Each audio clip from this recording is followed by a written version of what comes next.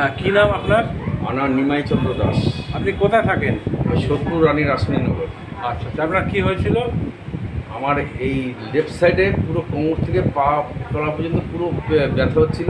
হ্যাঁ, দাঁড়ালে পরে তো মানে থাকতেই পারবো না, দাঁড়ানোর ক্ষমতা ছিল না। লাস্ট পর্যন্ত হয়ে গেছিলো। আমি অর্থোপেডিক ডাক্তার দেখাতাম। হ্যাঁ, তা সেখান থেকে আমাকে অপারেশন এমআইআর করতে বলছিল। এমআইআর করলাম। ওরা বলছে আপনাকে ইমিডিয়েট অপারেশন করতে হবে, কারণ আপনার